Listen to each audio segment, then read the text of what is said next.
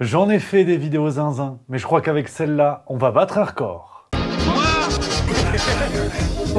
Taisez-vous. Non mais cet homme est ahurissant.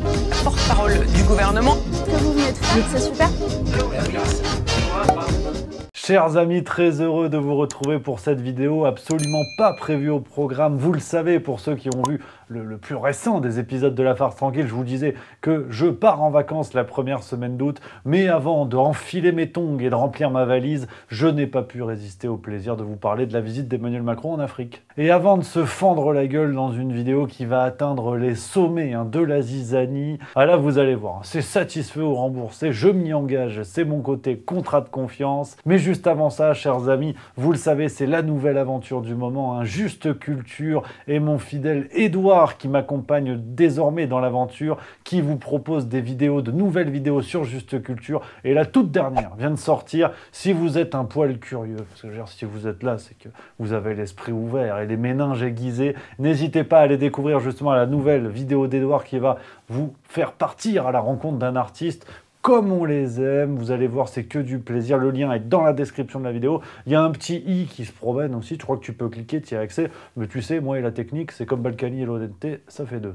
Alors cette visite d'Emmanuel Macron au Cameroun, je voulais absolument vous en parler parce que je suis tombé sur les actualités et je me suis dit non.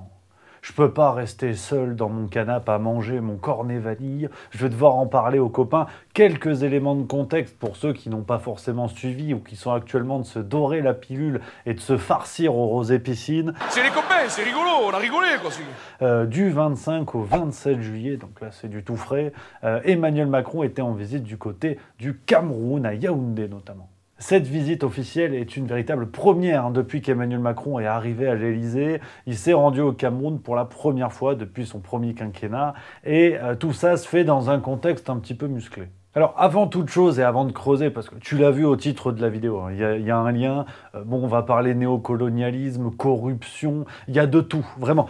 Préparez-vous pour cette vidéo. Amis camerounais, si vous nous regardez, pareil, l'idée c'est qu'on se fende la gueule ensemble devant voilà, les dernières pépites, les dernières pirouettes de notre cher Emmanuel Macron. Je ne me risquerai pas à donner un avis ou à tenter d'éclairer l'opinion sur la réalité de la vie politique au Cameroun, qui est un sujet à part entière. Là aujourd'hui, on va juste se foutre de la gueule d'Emmanuel Macron et c'est déjà pas mal. D'accord, oui. Alors, en préambule, un petit peu comme ce qu'il avait pu faire au Rwanda ou en Algérie, la diplomatie Emmanuel Macron se résume à une chose. Tu vas dans un pays et tu dis « on va ouvrir les archives ». Voilà.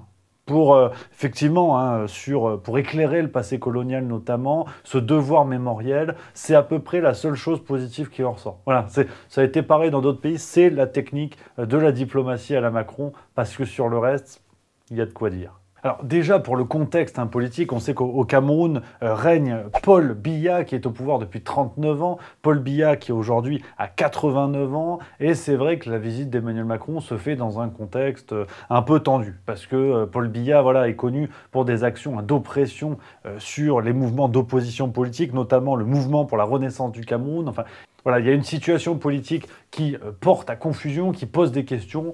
Maintenant, on va pas se mentir, c'est pas à la France de faire des leçons. Ouais, c'est pas faux. Cette visite s'inscrit également dans un contexte diplomatique et géopolitique assez tendu entre la France et le Cameroun. Vous vous en rappelez peut-être de cette séquence. On est au Salon de l'Agriculture en février 2020. Emmanuel Macron, justement, est questionné sur les agissements de Paul Biya face au mouvement d'opposition. Voici ce que Macron répond.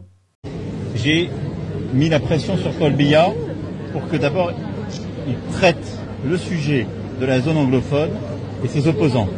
Tu te dis, bon, c'est encore le Macron du premier quinquennat. Ouais, il y a encore le muscle, il y a encore le courage. Il n'a pas eu besoin de montrer son torse velu pour essayer de s'acheter une crédibilité. Donc, tu sais, t'as vu, il te dit, j'ai mis la pression sur Paul Biya. Bon, bah là, tu arrives en juillet 2022. Macron vient d'arriver au Cameroun. Un journaliste sous-entend et fait une référence plus ou moins aiguisée à cette déclaration de février 2020. Et là, Emmanuel Macron, il a rangé les muscles. Ouais. La réponse est beaucoup moins évidente, tu vas voir. Cheminant dans le salon de l'agriculture en France, j'ai été interpellé. Je n'allais pas ne pas répondre. Et j'ai répondu la vérité. Je n'ai rien révélé du contenu. J'ai dit, on a des discussions très approfondies avec le président sur des situations individuelles et une situation que nous ne comprenons pas, ce qui est la réalité. Donc tout ça, c'est un petit peu l'apéro, la mise en bouche avant d'aller au fond du sujet. Et puis, en plus, toujours dans cette première conférence de presse du 26 juillet 2022, Paul Biya, bon, tu sens qu'il a plus trop la forme. Nous, on n'en a pas des tout frais dans la vie politique française. Mais tu sens qu'il est... C'est chaud parce qu'Emmanuel Macron est obligé de lui répéter la question des journalistes pour qu'ils comprennent. Vous ne m'entendez pas. Madame demande si en fait, tu veux briguer un nouveau mandat en 2025 pour le compte du parti. Je suis votre ambassadeur. Je vous remercie, madame. Et c'est vrai que bon, sur la question du maintien au pouvoir de Paul Biya, alors là encore, moi perso, je ne vais pas donner d'avis, dire si c'est bien ou mal. Parce qu'en France, on avait des articles, à peine Emmanuel Macron réélu, on avait des articles de médias français qui se posaient la question de savoir s'il allait pouvoir encore faire un 3e mandat, ce qui n'est pas dans la Constitution. Donc je ne vais pas me foutre de la gueule des dirigeants en Afrique ou partout ailleurs dans le monde, qu'on soit bien d'accord.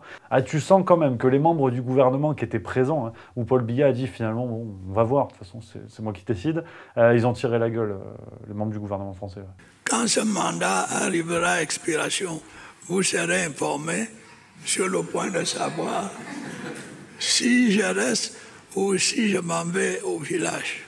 Et puis alors, on va commencer tout de suite dans les 3 grandes parties de cette vidéo avec cette affaire du faux public. Alors, attention, je mets des guillemets parce que je le vois venir, l'article de Check News, je les vois venir, les fact-checkers qui vont me dire « Ouais, mais t'en sais rien » et tout ça. Je mets des guillemets, j'y reviendrai juste après. Emmanuel Macron arrive donc au Cameroun et on a eu des premières images, des images officielles qui ont été relayées, notamment sur le compte Twitter d'Emmanuel Macron. C'est une foule en liesse, c'est absolument zinzin.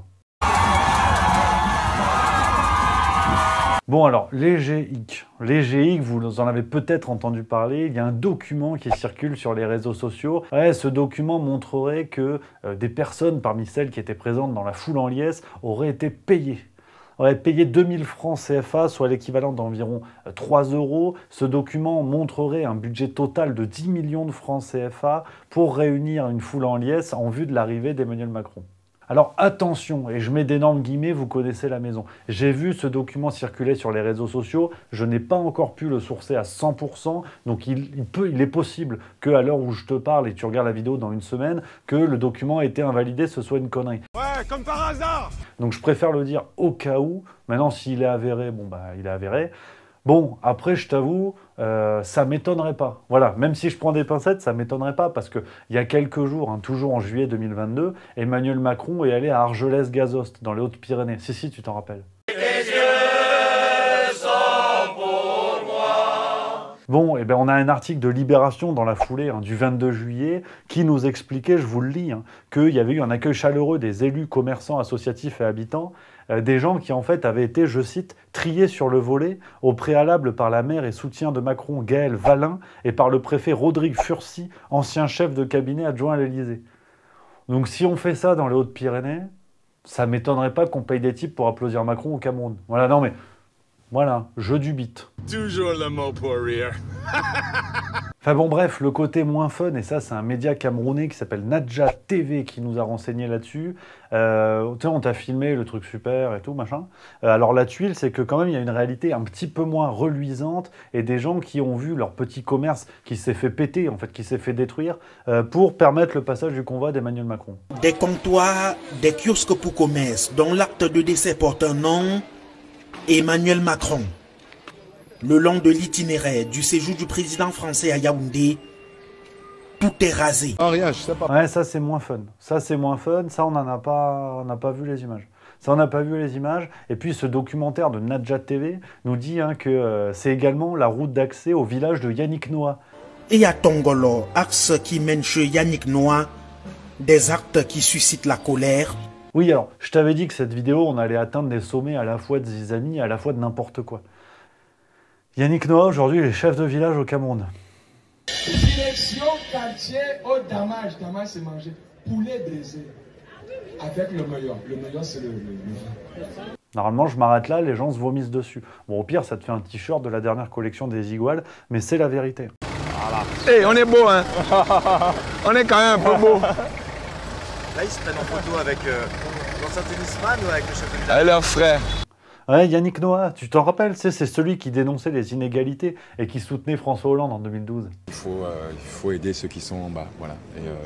Et voilà, il y en a qui ont beaucoup, il y en a qui ont beaucoup trop. Bon, moi, j'aimerais toujours en avoir beaucoup plus.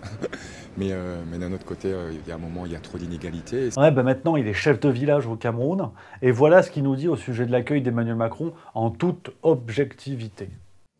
Disons que le président qui vienne dans ce village où j'ai grandi, c'est énorme. Enfin, je pense, vous savez, nous ici, on vit en contact permanent avec les défunts et les ancêtres. Je sais très bien qu'ils sont honorés plus que ça, qu'il y ait quelqu'un de cette dimension qui vienne au village, quoi. Alors, c'est sûr que, soit dit en passant, bon, Yannick Noah, on lui a fait ce procès d'avoir été exilé fiscal en Suisse à un moment donné, puis aux États-Unis et tout. Bon, maintenant, il est revenu en France, puis il est reparti au Cameroun. Donc, c'est vrai, bon, après, c'est très bien. Et si les gens du village de Yannick Noah sont contents, c'est l'essentiel, ça, j'en sais rien. Il y a juste un petit décalage, je trouve, voilà, entre le côté chef de village au Cameroun, qui s'est quand même gavé un joli paquet de temps. Mais pourquoi pas, tu vois, à la limite, c'est pas mal. Si ça profite aux gens sur place, c'est pas mal. Mais de là à accueillir un banquier d'affaires chez Rothschild, non, j'ai quand même un peu de mal, j'avoue. Sur la question du néocolonialisme, deuxième grande partie de cette vidéo, là, pareil. Là, il y a un léger hic quand même, parce que, bon, faut te poser le contexte hein, pour la France. Là, Emmanuel Macron, il va, ce qu'on dit dans le métier du déménagement, sauver les meubles. C'est-à-dire que la France-Afrique est plus que jamais critiquée sur le plan militaire. Par exemple, la France a dû retirer ses forces militaires du Mali notamment. Donc, on voit de plus en plus des territoires africains qui souhaitent s'émanciper de cette période-là, de cette période dite de la France-Afrique, cette forme de néocolonialisme qui se répercute également en économie. Et même là-dessus, hein, tu prends l'économie au Cameroun, les entreprises françaises ne pèsent plus que 10% dans l'économie camerounaise, là où on était à 40% encore dans les années 90. Ouais, donc forcément, tu vois, Emmanuel Macron, il n'est pas plus con qu'un autre, sur le papier, et il débarque au Cameroun et il se dit, bon, on est en train de se faire damer le pion par les Russes, les Chinois et l'Inde en Afrique, faut faire quelque chose. Des millions des millions, hein, vous êtes charmante. Mais vous voyez ce que ça fait déjà 1 million, Larmina? Donc, il a sorti un plan de com'. Alors, à partir de là, je ne suis pas sûr. Vraiment, asseyez-vous. Même mettez-vous en position latérale de sécurité. Au cas où, parce qu'à partir de maintenant, là, on tutoie les étoiles, il a dit, hein, le vrai danger, c'est la Russie. Parce qu'il diffuse des fake news. Une présence hybride de la Russie sur le continent africain, qui passe d'abord par du développement de la propagande, qui passe par des médias télévisés. J'ai du mal à parler de journalisme, parce que je vous respecte trop. Ce ne sont pas des confrères à vous, mais des femmes et des hommes qui expliquent ce qu'est la voix de la Russie et qui diffusent des fausses informations. Ouais, fake news. Ouais, je crois qu'il est encore resté bloqué en 2017, Emmanuel Macron, quand on pouvait faire peur aux gens avec des fake news, alors que depuis, on appelle ça des news. Enfin, ça dépend des médias. Je ne veux plus, d'ici la fin de l'année, avoir des femmes et des hommes dans les rues, dans les bois ou perdus. Et donc voilà, le danger, c'est la Russie, le néocolonialisme de la Russie qui veut mettre la main sur l'Afrique, alors qu'Emmanuel Macron, lui, humaniste et bienveillant, déclare « La France a tant à faire sur le continent ». Au fond, je crois que la France a tant à faire sur le continent et nous sommes bloqués parfois par des non-dits, des malentendus, un passé qui ne veut pas passer. Mais ça, c'est pas du néocolonialisme. Voilà, non, mais je sais que c'est pas évident.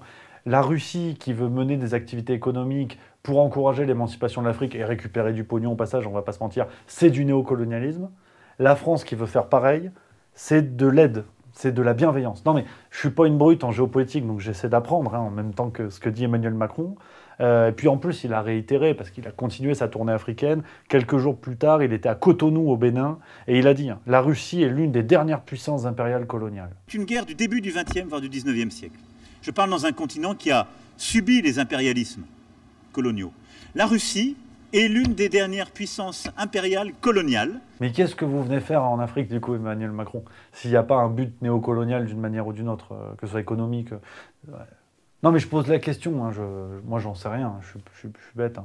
Non, puis de toute façon, c'est là où c'est le taulier. Il a tout compris, parce que moi je suis d'accord avec lui.